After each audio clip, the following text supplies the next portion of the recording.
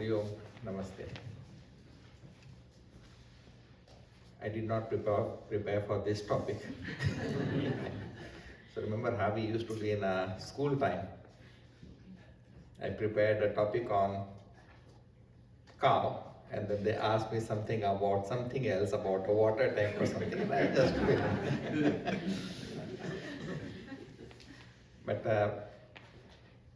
as we studied the different scriptures as part of our yoga philosophy course, master's course, and some of it can be very deep understanding, and some of it is so difficult to understand that sometimes we keep on asking questions to our teachers, and when even after their explanation we don't get it, they tell us some stories. So I developed liking for the stories that can help make things simple. And we had this beautiful explanation. I think there is some message that is blocking. Please, can you check this? The screen has a message.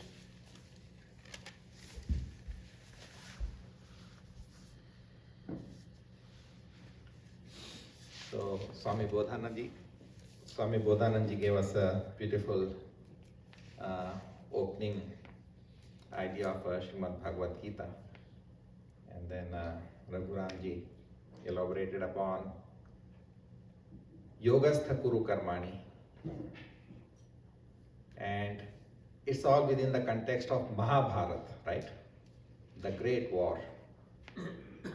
And it's like an eternal story that's going on, and that's why Mahabharata and Srimad Bhagavad Gita, they are timeless in their teachings and essence.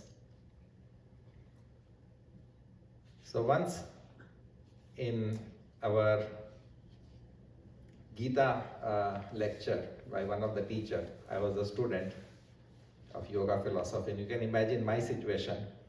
I came from the engineering stream to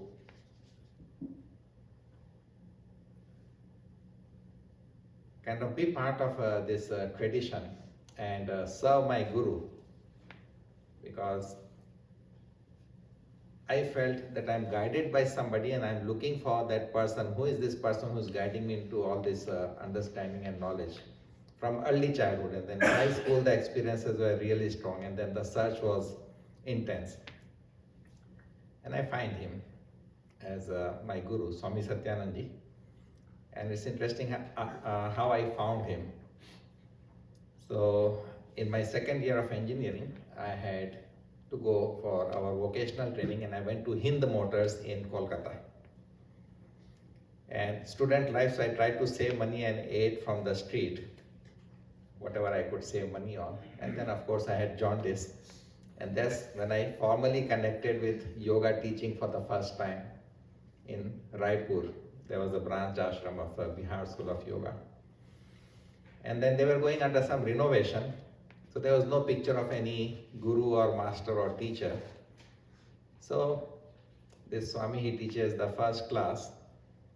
And then after the class is over, and he asked me if I can do some karma yoga. And I said, I have no idea what karma yoga is. So he then said, no, if you can stay for 10-15 minutes extra and then help us with some activity. And I said, that I can definitely do. I told him I have no idea of what yoga is and all these words.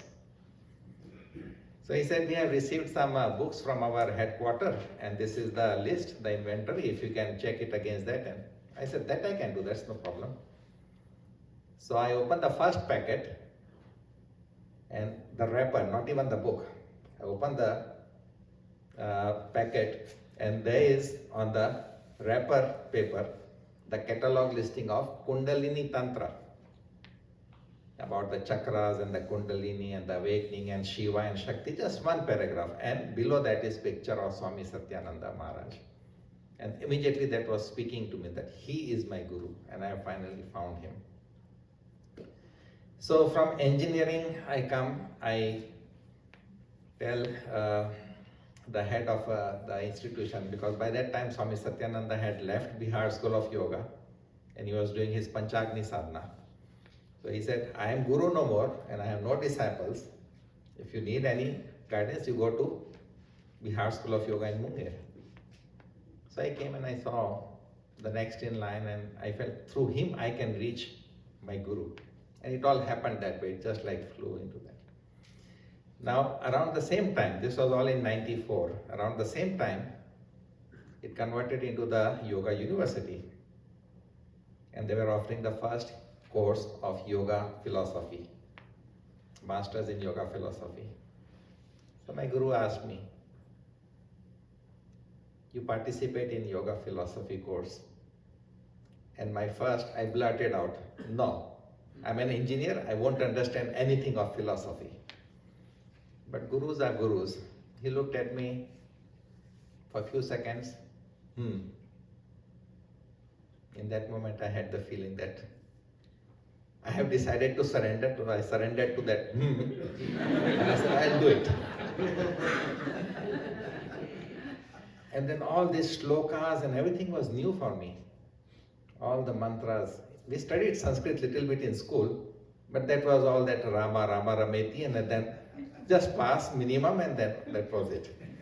But we had some Subhashitani and some shlokas of Gita, and that was nice. That left some impression in my mind. So when we had teachers, some of them were very nice. They were able to explain things nicely because first university, so we don't have professors and teachers. So we had to invite them from different universities, from Bhagalpur University, from BHU in Varanasi. So our Gita teacher was little difficult for me to understand.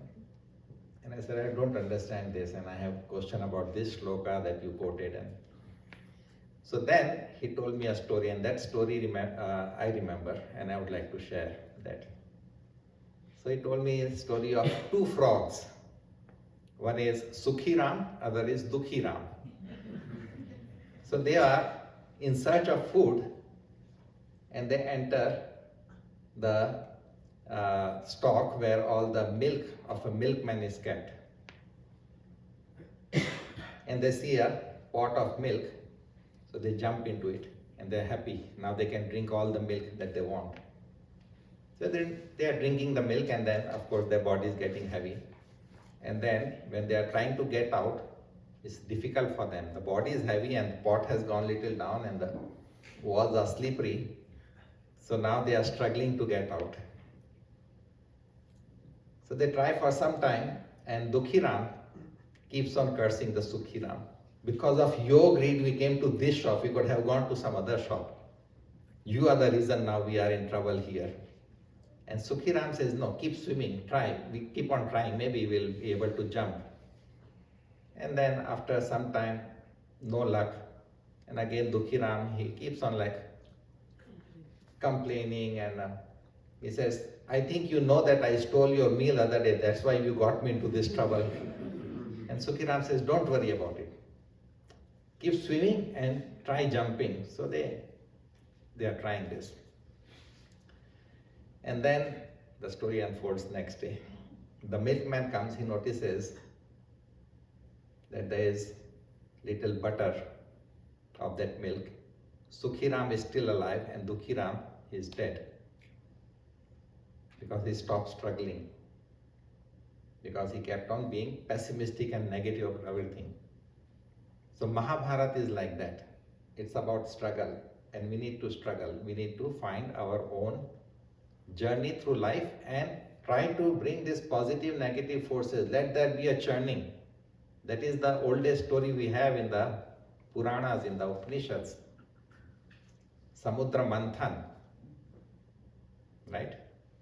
We are after Lakshmi, after prosperity and this and that. But even she came out of the Samudra Manthan. So where is the origin? The struggle, the Manthan. And Gita is about that Manthan. There are only 5 Pandavas and there are 100 Kauravas. There will be lot of negative thoughts, lot of negative experiences in our life. And when Buddha got enlightened, he was in silence for many years, for a long time. And then finally when he was in Sarnath, he spoke. When everybody started asking him, he spoke. And he asked him, people asked him, what is it that you have realized? And he said, dukkham, pain. Pain is universal.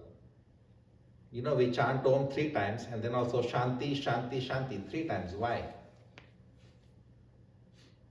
Because in the Upanishad it is mentioned clearly, Trayatapa.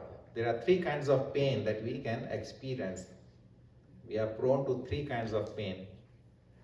Adhibhautik, Adhidevik and Adhyatmik. The physical objects. If you are not aware of something next to you, you trip over, this object can become cause of your pain. You are busy with your phone in a WhatsApp and walking on the road, you trip over the sidewalk. The sidewalk is for you to walk, but if you are not aware, it can become cause of pain. The second is Adhidevik, celestial, like larger. Earthquake, volcanoes, tornadoes, storms. So this is Adhidevik. We don't have control over it. We cannot just sit and say, oh, the storm will not do anything to me. No, it can become cause of pain. And the third is Adhyatmik. What is internal? Adhyatmik. And here Adhyatmik would more be my mental processing of things and events and how I store it. And whether those memories, whether those experiences are happy experiences or those are painful experiences. So much of guilt and fear and unfulfilled desires and regrets and resentments and angers, and then depression and frustration and this and that. So this can also be the cause of pain, and this is one of the larger cause of pain, because storm can come once in a year or twice in a year. You can fall over an object once or twice, and then third time maybe you are more aware. But Adhyatmik is what you are living with. And Gita is about how to handle this Adhyatmik tap. Arjuna is the best archer. And when he goes into depression and frustration, he is totally dejected. He says, my hands are shaking, I cannot even hold the bow in my hand. And he sits back. So, struggle is part of our own life journey. Positive, negative forces will always be there. If we stop the struggle, we go into depression and frustration. And this is what Lord Krishna kept on telling Arjuna. This is your war, you have to fight it. He also says that you are just a nimitta. You are not going to do anything. All these are already dead. You are just a nimitta. And then explains a lot of beautiful things. So Gita is just an amazing text. It is the life philosophy. It is the essence of the Upanishads, essence of the entire stream of knowledge that the Sanatan culture has given rise to. So what it talks about? Many things, but we divide it into 3 main categories. Jnana Yoga in the beginning, then Karma Yoga, and then Bhakti Yoga. These are the 3 basic human approaches in life: cognition, cognation, and affection. It covers the entire part of our experience and our expressions. So Gita is something beautiful, and in Gita, Raghuramji quoted Yogastha Kuru Karmani, because normally when people think of yoga or yoga in America, they think, oh, I have to do some asana and pranayama, I have to learn some meditation, I have to sit quiet and still and this and that in silence, all that. But that definition is not in the Gita. Yogastha Kuru Karmani Sangam Tyaktva Dhananjaya. Give up this idea of attachment, because if you have attachment, you have expectations. If your expectations are not fulfilled, then in the second chapter you have the complete chain reaction. Sangha sanjayate kama, kamat krodho vijayate, krodha sambhavati moha, and all this. We know that. Sangam tyaktva. Even in the Patanjali Yoga Sutra, Abhyas and Vairagya are the 2 important pillars. Raga is attachment. Raga is coloring the experiences in a particular way and not keeping them neutral. And Vairagya is to give up the colors, because our mind is like a prism. It will just separate the pure white light of inner consciousness into these 7 colors. And then we are lost into this world of colors. But when we give up all those idea of the colors, we are trying to go back to the source, to the pure light, the divine consciousness that we are. So Vairagya. Vairagya is very important. And then what is the next part of the shloka? Siddha asiddha samo bhutva. Whether you achieve something or whether you not. But that does not mean you give up your action, because this shloka comes immediately after karmaniyev adhikaraste. And adhikar, as Raghuramji explained beautifully, it's eligibility, it's also competence. And that is why in the Guru Sishya Parampara, in the tradition of the Guru and disciple, adhikar bhed is very important. All the disciples, they don't get the same kind of instructions from the Guru. Some get a basic level, some get the intermediate. It all depends on what level of consciousness the disciple is. Otherwise, it's kind of giving the same medicine for all the health problems. You have cancer? Here, take Advil. You have stomach problem? Advil is the answer. You have headache? Advil is the answer. No. Adhikar bhed is very important, whether you are eligible for that knowledge or not. And as I travel, and of course, people are curious. Who are you? What do you do? I'm a yoga teacher. I teach yoga. Oh, I have some high blood sugar. What yoga can you prescribe me? On a flight, on a train, they want an answer immediately. And I said, well, you connect to a yoga teacher, you find an answer. You follow the process. So this is all part of life journey. And Gita explains it beautifully. And then the final part of the shloka is Samatvam Yog Uchyate. Samatvam, that sense of balance and equipoise in all your life situation, whether you are successful or not, whether it's hot or cold. When it's summertime, we say, oh, it's really hot this time. When the winter comes, it's so cold, I cannot bear this. So what are you bearing? What are you ready to bear? Where is your forbearance? Where is all this? So Gita is not just about the Karma Yoga, Bhakti Yoga, Jnana Yoga. Gita is about finding that perfect balance in your life that you can walk without any tripping over left or right. When somebody is successful, success is measured in different ways in different countries. Here, if you are a billionaire, you are successful, right? That's how it's measured. And I'm sure that many of you migrated from India to here, your idea is to become a millionaire, billionaire, something at least, right? So that is one of, and if the ego finds that satisfaction, now it goes into its own trip. You lose the sense of balance. The other is failure and depression. You lose your balance. So that is why that important word, Siddha Asiddhya Samo Bhutva. Please stay in a state of balance and harmony. Then your life journey will be beautiful. Then from karma you enter into kriya. Kriya is spontaneous activity. And Ram Krishna Paramahansa explained it beautifully. He used to say in Bengali, Ami Yantra, Tumi Yantri. I am the instrument and you are the engineer who is running this instrument. That awakening happens. Till then, the sense of doership, I have this, I have that, I have this problem, I am not happy with this, I am not happy with that, and then we are like a pendulum. Raga and Dvesha, I like this, I don't like this. And then that becomes a whirlpool that pulls us into our lower nature. We have the possibility of the divine consciousness within our own experience. It is not out of reach, it is right here in this moment. We are that. Guru says, Tattvam Asi. But we don't realize it. Intellectual understanding is not an experiential understanding. And that is why even Sri Aurobindo, he said, intellect was my best helper, but after a certain point, intellect becomes the greatest barrier. So we have to transcend the intellect, because this is all part of Prakriti. This is all part of the ego identity with something which we are not. That is the role of Maya. When we have to experience something that we really are, in English we use the word transcendent. We need to transcend. And We belong to the tradition started by Adi Shankaracharya ji, and you might have seen this beautiful stotra, Atmanubhuti. It's under different name, Nirvana Shatakam.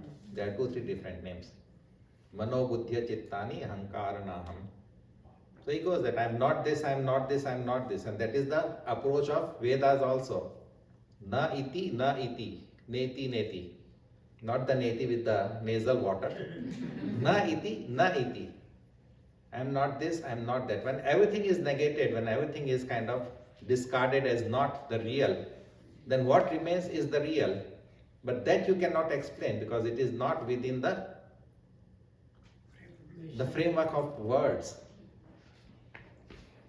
And the other is a positive, affirmative approach. Who are you? So Adi Shankaracharya ji composed this beautiful Nirvana Shatakam. He combined both. Na iti nati, and then the last stanza says, Chidananda Rupa Shivoham Shivoham. I am of the nature of Chit and Ananda. Shivoham Shivoham. So the two extreme approaches of Vedas have been combined in that. And this is what Krishna also combines. But the highest teaching in Bhagavad Gita is that God can come and teach you everything, all the secrets, but He will not take away your willpower. He says, in the last chapter you will find that. I taught you everything, I shared everything with you. The supreme secret also I have shared. I even showed you the cosmic form. In cosmic form, what happened when Krishna appeared in the cosmic form? Arjuna started shaking. He said, I cannot bear this form. I'll tell you another story. I don't know how much time I have, so please, where is the yellow and the red? Remember, please. So once, 2 sadhak who were under a guru for some time, 2 disciples, they asked the guru that we want to do some more intense sadhana. And the gurus, they like all this idea that, okay, you want to do some more sadhana. He said, okay, you go to this forest and then you meditate. Meditate intensely.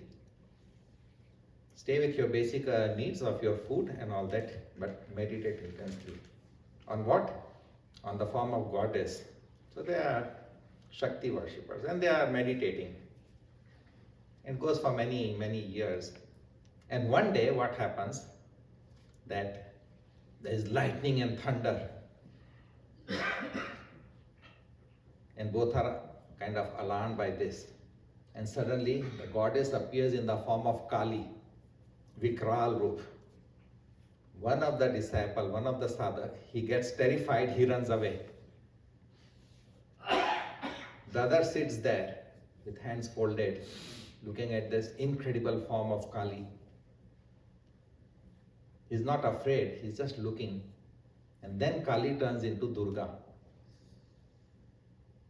Remember in the Tantroktam Devi Suktam, Ati Soumya, Ati Rodraya. Soumya and Rodra both are the form of goddess.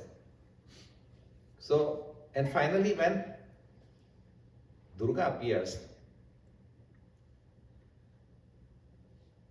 and this sadhak is like so overtaken, overwhelmed by this blissful experience that finally Guru's instruction and then, but he's curious.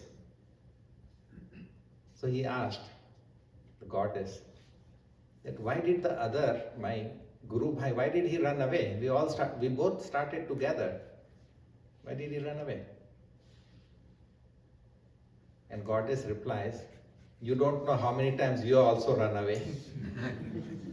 So it's many years of sadhana that finally will bring you to that level that you can hold on to that samatvam bhav, where you are neither disturbed by the positive or the negative or the hot or the cold or the height or the sea level. You are just in your state of balance and harmony. And then your life journey is a beautiful unfolding. And then what happens? What is Gita? The song of the divine. You are the song of the divine. We are all the song of the divine. Our life becomes a beautiful song. When I was little, there was a movie that came, and The first song that I remember from maybe I was 4 or 5 years old. गीत गाता चल, गुनगुनाता चल. कहाँ से तू आया, कहाँ तुझे जाना है? You don't know that. And this experience is of the highest level. I'm talking of samatvam, I'm talking of maybe something beyond the transcendental. That cannot be explained in any words. If I ask you what is happiness, happiness is an emotion, right? Happiness. How would you define happiness? Happiness. It's different for everybody. It's different for everybody. Happiness is an emotion, but what you experience out of it is different. Some people feel happy and light, some people are dancing with happiness. So that feeling is different. Emotions is something, but the feelings are different. And that's why that highest experience cannot be put into words. And Kabir said it beautifully. जो जानत है सो कहत नहीं है, जो कहत है सो जानत नहीं है. And Swami Bodhananji also explained it nicely. Na? You cannot talk about it. One who has the experience will never speak about it because it is not within the realm of the words. And one who is talking about it has no experience of what is that ultimate reality. So Gita is that highest and the most beautiful text that you can connect with. Every day read one shloka, contemplate on it. I tell a lot of people, buy the simplest Gita from Gita Press, Sanskrit shloka and its Hindi meaning. Don't go into commentary by anybody. Develop your own understanding and your own process of connecting with this beautiful text. And then maybe someday something clicks and seize that moment. So thank you. I hope I did not divert from the topic because it was not my topic.